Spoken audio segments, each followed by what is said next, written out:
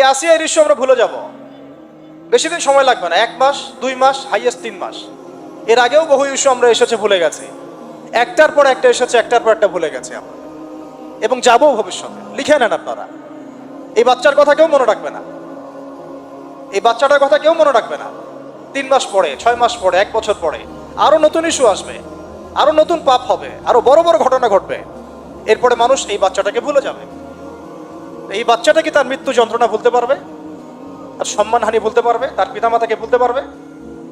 এখন প্রশ্ন হচ্ছে, তার পিতাকেও যদি আমরা জিজ্ঞাসা করি, ইসলামে রেপের শাস্তি হচ্ছে মৃত্যুদণ্ড, আর ব্যভিচারের শাস্তি হচ্ছে অর্ধেক কোমর পর্যন্ত পুঁতে পাথর নিক্ষেপ করে হত্যা করা, এবং বিবাহিত ব্যক্তি হলে এই শাস্তি, অবিবাহিত হলে 100 বেত্রাঘাত, 1 বছরের নির্বাসন এবং সমাজ থেকে বয়কট করা, আর ধর্ষণ হলে সরাসরি মৃত্যুদণ্ড। 3 মাস সময় লাগার কথা না, 3 দিনের মধ্যেই করা সম্ভব। এটা শরিয়া আইন, এটা আল্লাহ রাব্বুল আলামিনের শরিয়া বিধান। এখন তারাও কি এটাতে রাজি হবেন? যারা শোক প্রকাশ করছেন তারা কি এই বিধানটা কার্যকর করতে রাজি হবেন? ধর্ষককে সবার সামনে প্রকাশ্যে মৃত্যুদণ্ড দেওয়া হোক, শরিয়া আইন কার্যকর করা হোক? রাজি হবেন না। কারণ আপনারা বলবেন এটা করতে গেলে বাংলাদেশ থেকে মৌলবাদী রাষ্ট্র হয়ে যাবে। তো সমস্যার গোড়ায় আপনারা যেতে চান না, ডালপালা নিয়ে নাড়াচাড়া করেন। জেনা ফ্রি মিক্সিংটাকে উন্মুক্ত করে দেয়া হলো, ছেলে মেয়ের অবাধ বিচরণটাকে উন্মুক্ত করে দেয়া হচ্ছে। একটা চরম ক্ষুধার্ত মানুষদের সামনে যদি আপনি খাবারকে উন্মুক্ত করে রাখেন, এরপরে যদি কেউ জোর করে খাবার খেয়েও ফেলে, শুধু কি আপনি খাদকের দোষ দিবেন? পুরো সিস্টেমটাই দায়ী, পুরো সিস্টেমটাই দায়ী। এখানে আপনি নারী পুরুষকে অবাধ মেলামেশা দিয়েছেন, ফ্রি মিক্সিংয়ে দিয়েছেন, একদম ছোটবেলা থেকেই, স্কুল লাইফ থেকে, কলেজ লাইফ থেকে, ইউনিভার্সিটি লাইফ থেকে, জব সেকশনে, এমনকি রাজনীতি করতে গেলেও, কর্পোরেট সেকশনে, ব্যবসায়িক সেকশনে, অফিস আদালতে, সব জায়গায় ফ্রি মিক্সিংকে অবাধভাবে আপনি উন্মুক্ত করে দিয়েছেন, আমরা উন্মুক্ত করে দিয়েছি। এর উপরে ছড়িয়ে দিয়েছি পর্নোগ্রাফি। পর্নোগ্রাফি সবার ফোনে ফোনে। পর্নোগ্রাফি দেখতে থাকলে একটা মানুষ বাচ্চাকে না, কয়েকদিন পরে পশুর সাথেও জেনা করতে পারে। যদি সামনে দেখেন যে মানুষ পশুর সাথে জেনা করেছে, আপনারা অবাক হতে পারেন, আমি অবাক হব না। কারণ পর্নোগ্রাফি মানুষকে পশুর সাথেও জেনা করতে শেখাবে। বাচ্চা তো কিছুই না। এর উপর আছে বিবাহ বহির্ভূত সম্পর্ক, ব্যভিচার, জিনা, ফ্রি মিক্সিং, ভ্যালেন্টাইন্স ডের মতো দিবসগুলো পালন করে ছেলে মেয়ের অবাধ মেলামেশা। আর এই জেনাগুলোকে আমরা বলছি গাছে আসার গল্প, যেখানে ওর উপরে 100 বেত্রাঘাতের শাস্তি অলরেডি মজুদ হয়ে গেছে। আর কতগুলো যে জেনা হয়েছে এটা তো আল্লাহ পাক ভালো জানেন। একটা দুইটা তো করে নাই, একটার পর একটা চেঞ্জ করেছে। বিবাহিত ব্যক্তি পর্যন্ত অন্যের স্ত্রীর সাথে জেনা করেছে। আর এটা তো ধর্ম তো অনেক বড় বিষয়, ধর্ম তো অনেক বড় বিষয়। এটা তো একটা মানবতা বিরোধী অপরাধ, এটা তো একটা মানবতা বিরোধী অপরাধ। এখন সমস্যা কি এক কেন্দ্রিক? এটা বহুমুখী সমস্যা। মিক্সিং রেখেছেন, পর্ন চালু করে দিয়েছেন, এবং সবচেয়ে বড় কথা, এর শরঈ বিচারটুকু নিশ্চিত হচ্ছে না। তাহলে সমাজের মধ্যে এগুলো কমবে না বাড়বে?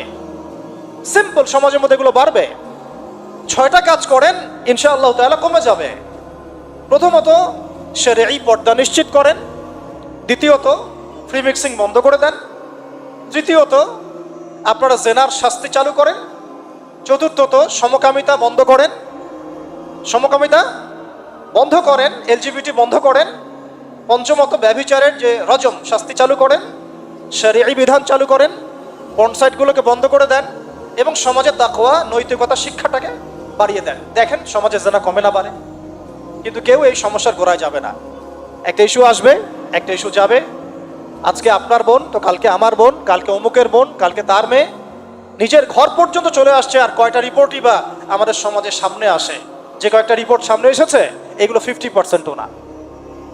বহু মেয়ে এগুলো বলতেও পারেন লজ্জায়। আর আমি তো ওইসব মেয়েদের ব্যাপারে কথা বলা ছেড়ে দিয়েছি, যারা স্বেচ্ছায় নিজের ইজ্জতকে বিলি দেন। তাদেরকে আমি আমার বোন পরিচয় দিতে লজ্জাবোধ করি। সমাজ থেকে গায়রত, ব্যক্তিত্ব, পর্দা, শালীনতা, হিজাব এগুলো উঠিয়ে দেওয়া হয়েছে। আপনারা কি দ্বীনি অঙ্গনের তসলিমা নাসরিন হতে চান নাকি? তারা কি দ্বীনি অঙ্গনে তসলিমা নাসরিন হতে চান? কেন আপনি একটা ছেলের সাথে হারাম সম্পর্কে জড়াবেন? কেন প্রেম করতে যাবেন? কেন আপনি তার সাথে বাইকে করে ঘুরতে যাবেন? কেন আপনি আপনার বন্ধুদের সাথে ফ্রি মিক্সিংয়ে ঘুরতে চলে গেলেন? 3 দিনের রাস্তা, 7 দিনের রাস্তা, 10 দিনের রাস্তা।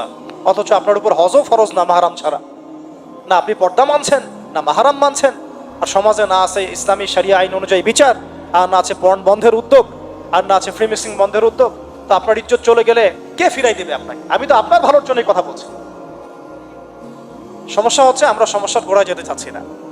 আজকে এই কথাটা আমি এখানে বলতে চাই নাই, শুধু কথা প্রসঙ্গে চলে আসছে যে এই যে মেয়েটা কাতরাতে কাতরাতে মারা গেল আজকে, আপনারা দেখে নিয়েন 3 মাসের মধ্যে এই মেয়েটাকে সবাই ভুলে যান। সমস্যার গোড়ায় আসেন। সমস্যার গোড়া হচ্ছে আল্লাহর জমিনে আল্লাহর দ্বীন ইসলাম বাস্তবায়ন না হওয়া পর্যন্ত এই মানবতার মুক্তির কোনো রাস্তা নাই। আল্লাহর কসম করে বলতেছি, আল্লাহর জমিনে ইসলাম, কোরআন, সুন্নাহ, রাসূলের আদর্শ বাস্তবায়ন হওয়ার আগ পর্যন্ত এই জাতির স্বাধীনতা বলে কোনো শব্দ নাই। এই মানবতার মুক্তির কোনো পথ নাই। কেউ আমরা স্বাধীন না, কেউ আমরা আমাদের ইনসাফ ন্যায্য অধিকারটুকু পাবো না। কালকে আপনার ঘরে এই সমস্যাগুলো আসলে আপনি এটাকে প্রতিহত করতে পারবেন না। বিচার চেয়ে বেড়াবেন এক মন্ত্রণালয় থেকে আরেক মন্ত্রণালয়ে, ফাইল ঘুরতে থাকবে, আপনার কেস বন্ধ হয়ে যাবে, আপনার বোনের ইজ্জত ফিরে আসবে না। আর রাসূল সাল্লাল্লাহু আলাইহি ওয়াসাল্লামের জামানায় আপনি আমাকে রেপের ঘটনা দেখান কয়টা ঘটেছে? সাহাবীদের জামানায় রেপের ঘটনা দেখান কয়টা ঘটেছে? জেনার ঘটনা দেখান না কয়টা ঘটেছে?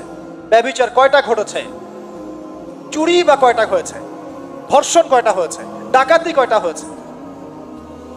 একটা দুইটা রেয়ার আপনি ঘটনা দেখাতে পারবেন। এবং যখন সেই ঘটনা ঘটেছে ইনস্ট্যান্ট দেন এন্ড দেন নবী সাল্লাল্লাহু আলাইহি ওয়াসাল্লাম শরীয়ত আইন বাস্তবায়ন করেছেন। তিনি শুধু মানুষকে তাকওয়ার ওয়াজ নসিহত করেন নাই, বরং আল্লাহর আইনও বাস্তবায়ন করেছেন। এই দুইটা সমানুপাতিকভাবে চলতে হবে সমাজের মধ্যে। শুধু তাকওয়ার ওয়াজ করেই সব বন্ধ করা যাবে না, আইনও বাস্তবায়ন করতে হবে। তখন দেখবেন সমাজ সমান্তরালভাবে চলবে, একটা আলোকিত সমাজ বিনির্মাণের দিকে আমরা হাঁটতে পারবো ইনশাআল্লাহ। শুধু আমি ওয়াজ করে যাব, আইনের কোনো বাস্তবায়ন নাই, আবার আইন বাস্তবায়নে কথা বলবো, তাকওয়ার কোনো সমাজ নাই, এভাবে হবে না। দুটো একসাথে চলতে হবে। আমরা দুটো থেকেই সমাজকে বিচ্ছিন্ন করে ফেলছি। স্কুল লাইফ থেকে তাকওয়ার শিক্ষাটাকে আস্তে আস্তে শেষ করে ফেলছি। আমি তো দেখালাম তাকওয়া তো শিখবেন আপনি কোরআন থেকে, হাদিস থেকে, সিরাত থেকে, সেটাই তো আমরা পড়ি নাই। আমি চ্যালেঞ্জ করতে পারি আমাদের স্টুডেন্টদেরকে, আল কোরআনুল কারীমের 10টা সূরার অর্থ তারা বলতে পারবেন না। হাদিসের মধ্যে 100টা হাদিস তারা মুখস্থ বলতে পারবেন না। রাসূল সাল্লাল্লাহু আলাইহি ওয়াসাল্লাম পবিত্র জীবনী তারা 20 বছরে একটা কিতাবও একাডেমিক্যালি পড়েন নাই। ইসলামের ইতিহাসের একটা কিতাব একাডেমিক্যালি পড়ানো হয় নাই। তাজকিয়া সংক্রান্ত একটা কিতাব পড়ানো হয় নাই। ফিকহের উসুলে ফিকহ ছাড়া আপনি কিভাবে চলবেন? ফিকহের একটা কিতাব পড়ানো হয় নাই। তাহলে এই জাতিটাকে আপনি কিভাবে ইসলামের দিকে নিয়ে আসবেন? শিক্ষা ছাড়া। শিক্ষা না থাকলে, ইলম না থাকলে আমল কিভাবে আসবে? আমল না থাকলে তাজকিয়া কিভাবে আসবে? তাজকিয়া না থাকলে আত্মশুদ্ধি কেমনে আসবে? আর কিভাবে আমরা সৎ পথে থাকবো, অসৎ পথ থেকে দূরে থাকবো? কিভাবে আমাদের মধ্যে আল্লাহ ভীতি জাগ্রত হবে? আর আল্লাহ ভীতি যদি জাগ্রত না হয়, আমি গুনাহ থেকে কেন দূরে থাকবো? যার মধ্যে আল্লাহর ভয় নাই সে গুনাহ থেকে কেন দূরে থাকবে? তার মধ্যে তো আল্লাহর ভয় নাই। আমরা তাকওয়া বিবর্জিত সমাজ প্রতিষ্ঠার দিকে এত মেহনত করেছি বিগত প্রায় 50, 60, 70 বছর থেকে। কিন্তু আগামীর বাংলাদেশে আমরা এটা আর দেখতে চাই না। আমরা আগামীর বাংলাদেশে দেখতে চাই প্রত্যেকটা সেক্টরে যেন তাকওয়া নিশ্চিত হয় এমন ব্যবস্থা গ্রহণ করতে হবে, এবং একই সাথে আল্লাহ রাব্বুল আলামিনের জমিনে আল্লাহর বিধানগুলোও বাস্তবায়ন করতে হবে।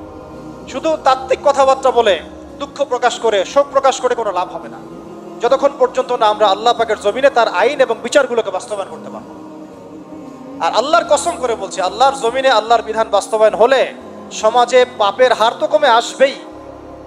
সমাজে পাপের হার তো কমে আসবে।